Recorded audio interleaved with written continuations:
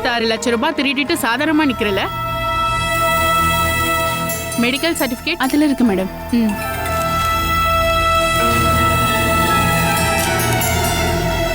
இவங்க பிரெக்னெண்டா இருக்காங்க. எந்த செல்ல இடம் காலியா இருக்கு? எல்லாத்துலயும் ஆள் இருக்காங்க மேடம். 14 நம்பர்ல அதுல ரத்னம்மா. இப்போதைக்கு அங்க போடுங்க. அது வேண்டாம் மேடம். 36 லட்சம் ரூபாய் திருடி இருக்கால, கொஞ்ச நாள் ரத்னம்மா பாத்துக்கிட்டோம்.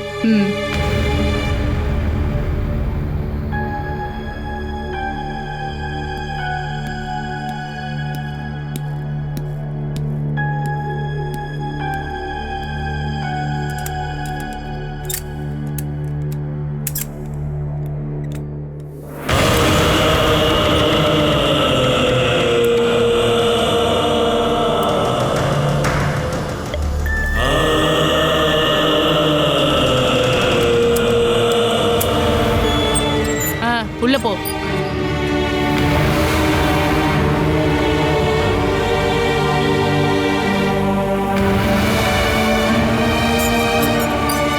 ரத்னம்மா மாசமா இருக்காங்க, கொஞ்சம் பாத்துக்கங்க.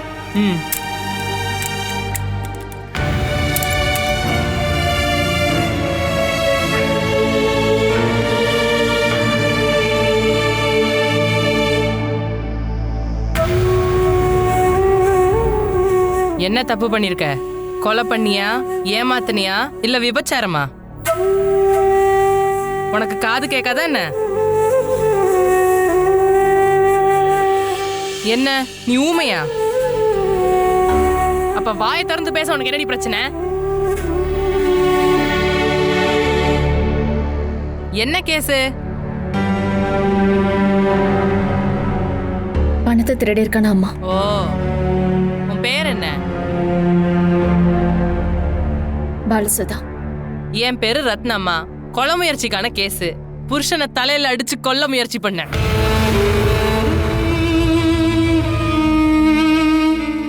ஏதோ ஹாஸ்பிட்டல் அட்மிட் ஆயிருக்கானா. அவெல்லாம் செத்தாதான் எனக்கு நிம்மதி.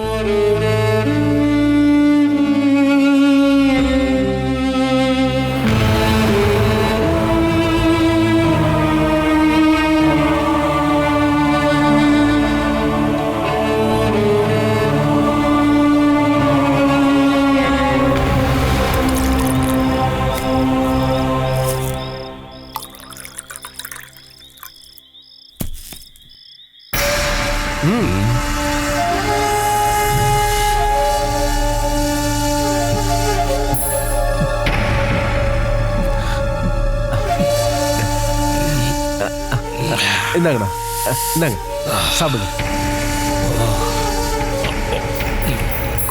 நீ குடிக்கலையாடா?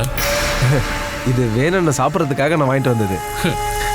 உனக்கு உன் பொண்டாட்டி மேல பயன்டா.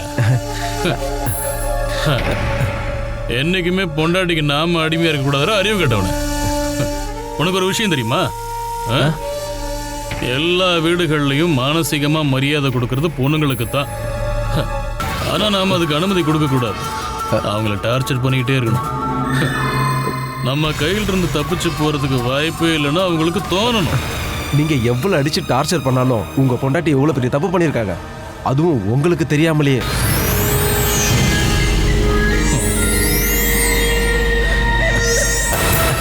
அந்த 36 லட்சம் ரூபாய் என்ன பண்ணிருக்காங்கன்னு தெரியணும்ல. இல்லைன்னா அதை யார் கையில கொடுத்து வச்சிருக்காங்கன்றது நமக்கு தெரியணும்ல.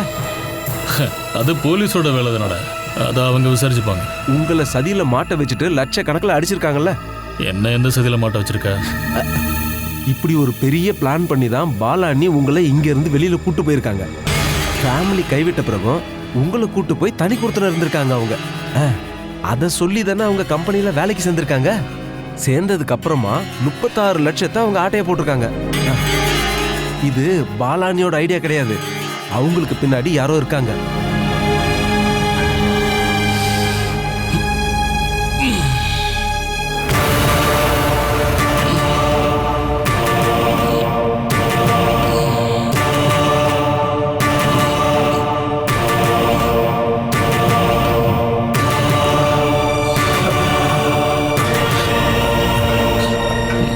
வேணா அப்படின்னா அது அவன் தான்டா, அந்த மனோஜ், அவளோட அக்கா புருஷன். அப்படின்னா ஆட்டையை போட்ட பணம் ஃபுல்லா அவங்ககிட்ட தான் இருக்கணும்.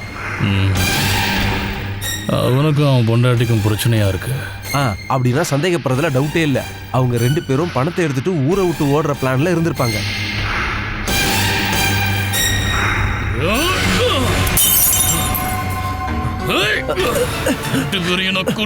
அண்ணே, நீங்க என் மேல கோவப்படுறதுல எந்த பிரயோஜனமும் இல்ல. முதல்ல பாலா அண்ணிய பார்த்து பணத்தை யார்கிட்ட கொடுத்துருக்காங்கன்னு கேட்கணும். அதுக்கப்புறம் நம்ம மனோஜை பிடிக்கணும்.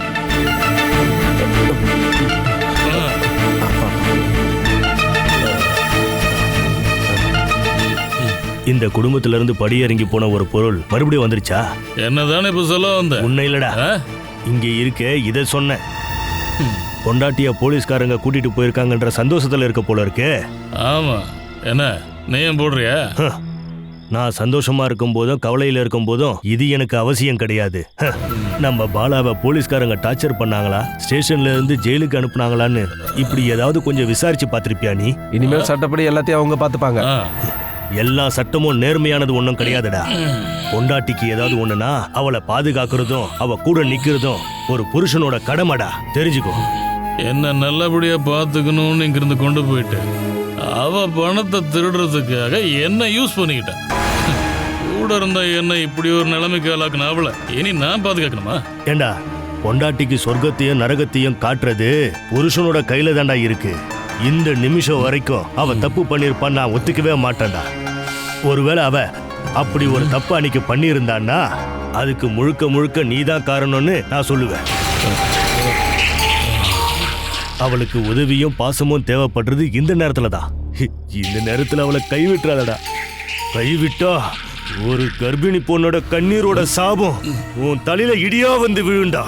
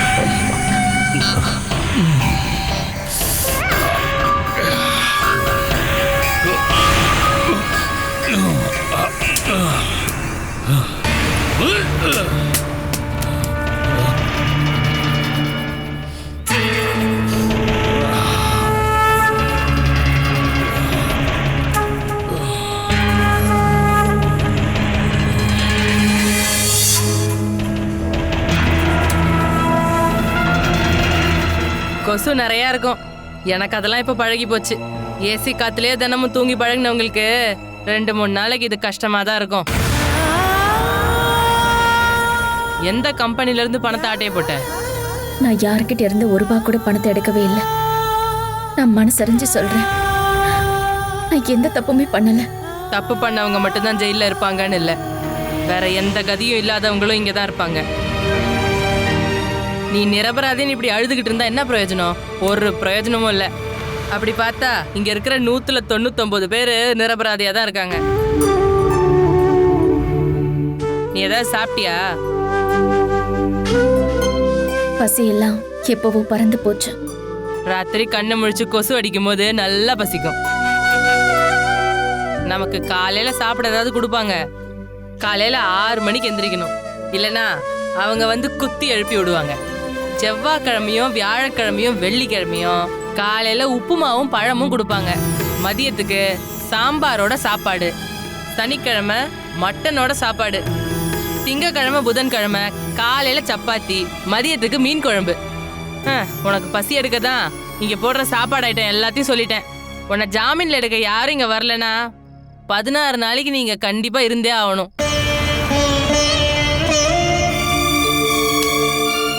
இங்க ரூம் முழுக்க கொசு இருக்கும்போது எப்படி தூங்குறது? பகல்ல நமக்கு பிரச்சனை இல்லை, ராத்திரியில தான் அதுங்க கூட்டமா வரும். அக்கா, நீங்க இங்க வந்து எத்தனை நாள் ஆச்சு? சொல்ல போனா 90 நாள் ரிமாண்டே முடிஞ்சு போச்சு. நான் தெளிவாதான் அவனை கொல்ல முயற்சி பண்ணேன்னு தண்டனை கொடுத்துட்டாங்க. என் புருஷன் செத்து போயிட்டா அது கொலை குத்தம் ஆயிடும். இங்கிருந்து சென்ட்ரல் ஜெயிலுக்கு என்ன மாத்திருவாங்க.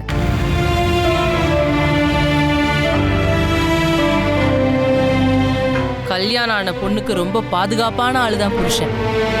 நான் ரொம்ப நொந்து போய் தான் அந்த ஆளை கொல்ல முயற்சி பண்ணேன். அவன்லாம் ஒரு மனுஷனே இல்லைம்மா, பயங்கரமான மிருகம்.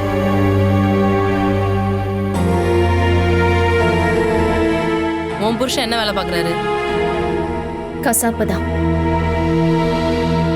எல்லா நாளும் அவர் வெட்டி தூக்கி போடுறது என்னுடைய உடம்பையும் என்னுடைய மனசையும் தான்.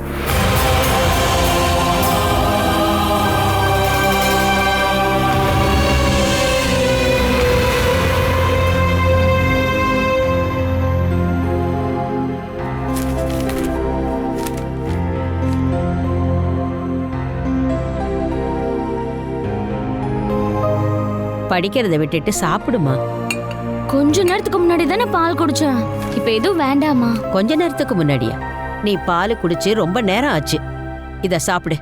நான் இது 6வது மாசம், வயித்துல இருக்கிற புள்ளைக்கு நல்ல சத்து கிடைக்கணும். அதனாலதான் சொல்றேன், இந்த சமயம் சத்தான சாப்பாடு சாப்பிடணும். நான் சாப்பிட்டுட்டு தானே இருக்கேன். அப்படியெல்லாம் நீ சொல்லக்கூடாது, சாப்பிடணும். என்னம்மா உங்க பிரீத்திக்கு சாப்பிட கஷ்டமா இருக்கா? என்னத்த சொல்ல, இவளை சாப்பிடுற விஷயத்துல ரொம்ப கட்டாயப்படுத்த வேண்டியிருக்கு. இப்படி நீங்க சும்மா கட்டாயப்படுத்தினா இவளுக்கு எப்பவுமே புரியாது. எதுக்கு இதை சாப்பிடணுங்கிறத இவளுக்கு நல்லா புரிய வைக்கணும். நீ இங்க இருந்து அவளை சாப்பிட வையி, எனக்கு வேலை இருக்கு, நான் போறேன். இத மிச்சம் வைக்காம சாப்பிட்டுடு. என்ன மட்டும் சாப்பிட சொல்றீங்கல்ல, நீங்க ஏதாவது சாப்பிட்டீங்களா? நான் எப்பவோ சாப்பிட்டாச்சு. ஜுரம் அடிச்சதுனால வாய்க்கு ருசியே தெரிய மாட்டேங்குது.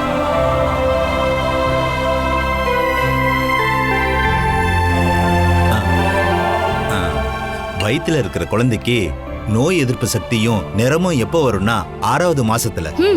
இந்த நேரத்துல குழந்தையோட உடம்புல தசைகள்லாம் உருவாகும், துடிப்பு அதிகரிக்கும். உங்க குழந்தையோட துடிப்பு ஆரம்பிச்சிருச்சு.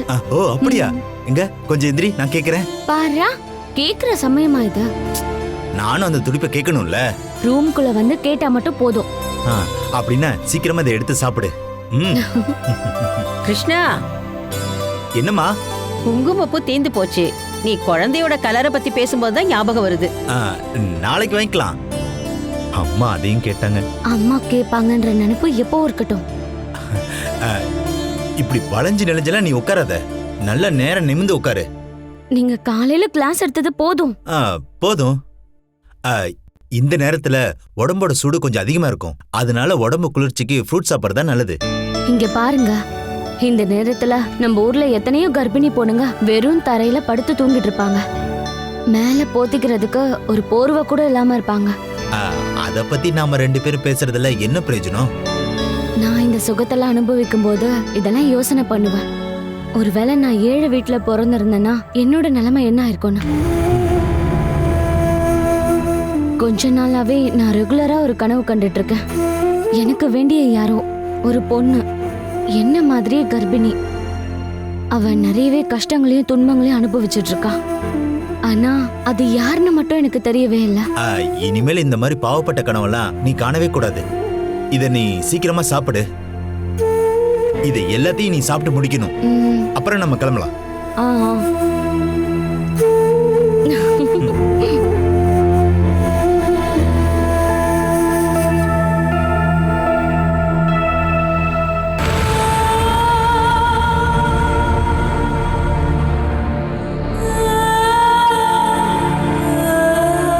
இதுக்கப்புறம் கதறி அழுதாலும் எந்த பிரயோஜனமும் இல்ல.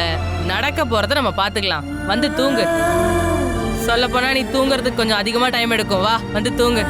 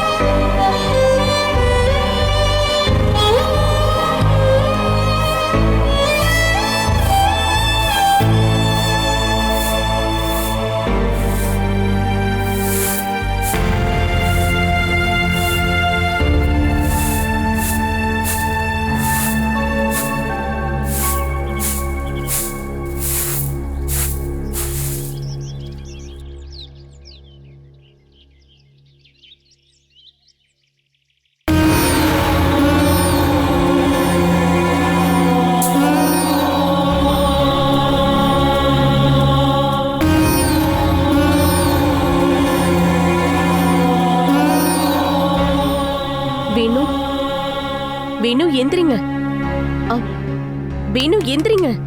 ம் வேணு ஆ வேணு. இன்னொரு கிளாஸ் எனக்கு ஊத்துறா. இனிமே ஊத்துறதுக்கு அதுல ஒண்ணும் இல்ல, மொத்தம் காலி ஆயிடுச்சு. வேணு எந்திரிங்க.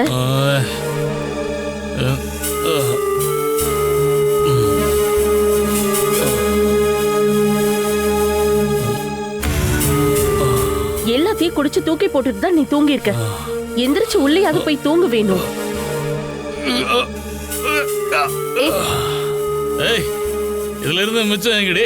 அத நான் குடிச்சிட்டேன். ஏன்னா நீ எடுத்து குடிச்சிட்டியா? காலையிலே ஹேங் ஓவர் ஆயிடுச்சு. இப்ப நான் என்ன பண்ணுவேன்? நீ சரக்கு அடிச்சதால வந்த போதைதான். உன்ன மாதிரி ஒரு ஆளை பாதுகாக்கிறதுக்கு கஷ்டப்பட்டுட்டு இருந்த ஒரு பொண்ணு இப்ப ஜெயில போயிருக்கா. ஆனா நீங்க குடிச்சிட்டு கும்மால அடிச்சிட்டு இருக்கீங்க. கடந்த 1.5 வருஷமா அவ உன் கூட வாழ்ந்துட்டு இருந்த பொண்டாட்டி தானே அவ. பாலாவோட விஷயத்துல கொஞ்சம் கருணையை நீ காட்டலாம்ல வேணும். உனக்கு அவ்வளவு அக்கறை இருந்தா நீ போய் அவளுக்கு உதவி பண்ணுடி. நான் எதுக்கு அவளுக்கு உதவி பண்ணணும்? ஒருவேளை நான் ஜெயிலுக்கு போயிருந்தேன்னா அது இந்த மாதிரி பணத்தை திருடின கேஸ்க்காக நான் போயிருக்க மாட்டேன். உன்ன மாதிரி ஒரு கொடூரமான மிருகத்தை கொன்னுட்டு தான் போயிருப்பேன். கொல்லுடி, கொல்லு. உனக்கு அதுக்கான நேரம் வரவே இல்லை வேணும். இங்க பாரு, அதுக்கு முன்னாடி உன்னையும் வீட்டுக்குள்ள ஒரு பிசாசு இருக்கல்ல, 2 பேரையும் ஏரிக்குள்ள தள்ளி விட்டுருவேன். ஏய், என்னடா வேணும்? நேத்து ராத்திரி அடிச்ச சரக்கால உங்க தம்பிக்கு இன்னும் தெளிவே இல்ல. ஏய், உன் பொண்டாட்டிய ஒழுங்கு மரியாதை அடங்கி இருக்க சொல்லு, இல்லனா என்ன பண்ணுன்னு எனக்கு தெரியாது. இந்த மாதிரி அதிரடி முடிவெல்லாம் எடுக்காத. இங்க பாரு, நீ போய் ஸ்ட்ராங்கா ஒரு டீ போட்டு எடுத்துட்டு வா, இவனோட போதை குறையட்டும். அதுக்கு பிளாக் டீ கொடுத்தா போதாதா? நல்லா குடிச்சு ஃபுல் போதையில இங்க படுத்து கிடந்தாரு. நான் தான் இவரை வந்து தட்டி எழுப்பி விட்டேன். அப்படியாடா? கேட்கும் போதே ரொம்ப சந்தோஷமா இருக்கு. ஏடா, எத்தனையோ ராத்திரியில இந்த மாதிரி போதையில நம்ம படுத்து இந்த வாசல்ல தூங்கி இருக்கோம்ல, அதெல்லாம் நினைக்கும் போதே உடம்பு அப்படியே புல்லரிக்குது. இங்க பாருங்க, உங்க உடம்பு ரொம்ப ஸ்ட்ரெஸ் ஆக வேண்டாம். இவன் கூட சேர்ந்து நீங்க மறுபடியும் பழையபடி குடிக்க ஆரம்பிச்சீங்கன்னா அதோட நம்மளோட உறவு முடிஞ்சு போயிடும்.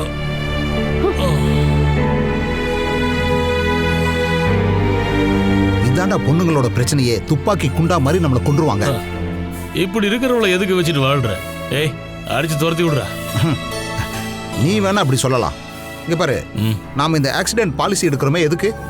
சரியான சமயத்துல அதோட பலன் கிடைக்கிறதுக்காகவா? இல்ல, நமக்கு ஏதாவது ஒரு ஆக்சிடென்ட் நடக்கும்போது நிம்மதியா இருக்கத்தான். அது மாதிரி தான் இந்த பொண்டாட்டிகளும். இப்போ நமக்கு கஷ்டமா தான் தெரிவாங்க, ஆனா அதோட பலன் கிடைக்கிறதுக்கு நம்ம வாழ்க்கையில ஏதாவது ஒரு விபத்து நடக்கணும். என்ன டேய், பாலாவோட விஷயத்துல நீ என்ன முடிவு எடுத்திருக்க? சப் ஜெயிலுக்கு போய் நீ அவளை பார்க்கணும். நீ ஒன்றும் சும்மா போய் அவளை பார்க்க வேண்டாம். அவள் ஆட்டையை போட்ட லட்சக்கணக்கான பணத்தை யாருக்கிட்ட கொடுத்து வச்சிருக்கான்னு கேட்கத்தான். கேஸ் நடத்தணும்னு சொல்லி அவகிட்ட இருந்து கொஞ்சம் பணத்தை நம்ம ஆட்டையை போடணும். இங்க பாரு, இதுக்கப்புறம் நீ அவளோட வாழ போகிற வாழ்க்கை எப்பவும் சரிப்பட்டு வராது. அப்படி இருக்கும்போது எப்படியாவது அந்த பணத்திலிருந்து கொஞ்சம் பணத்தை உன் கஸ்டடிக்கு கொண்டு வர பார்க்கணும். அதாவது நாம் அவகிட்ட இருந்து கறக்கிற எல்லா பணமுமே லாபம்.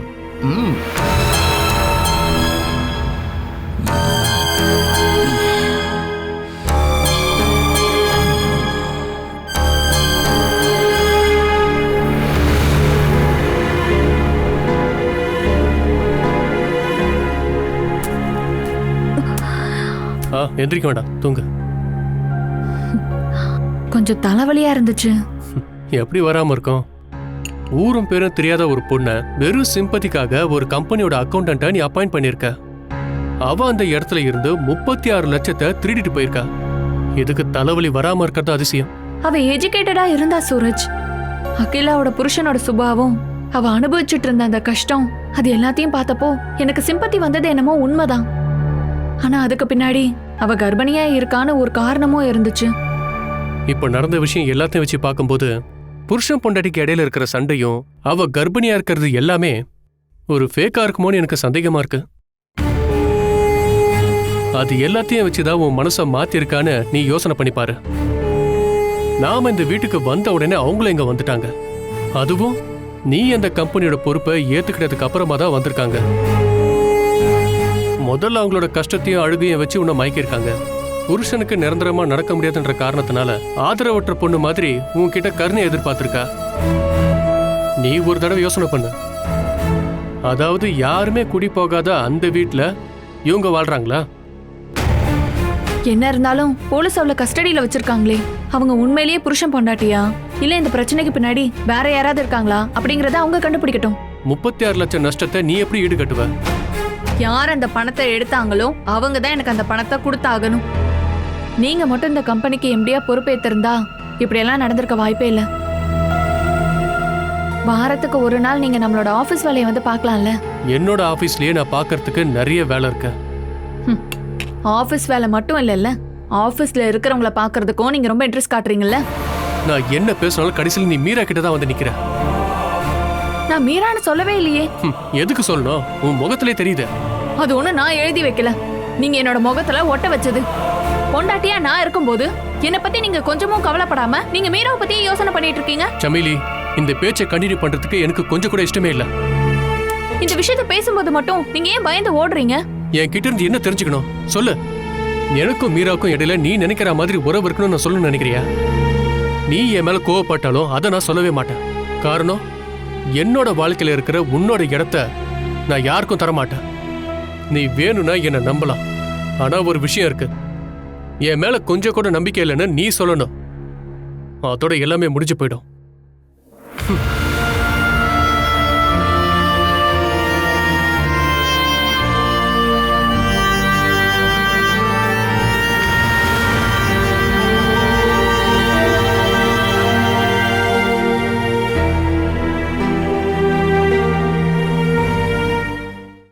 Catch us on TV, Thandivan app, thandivan.com and YouTube.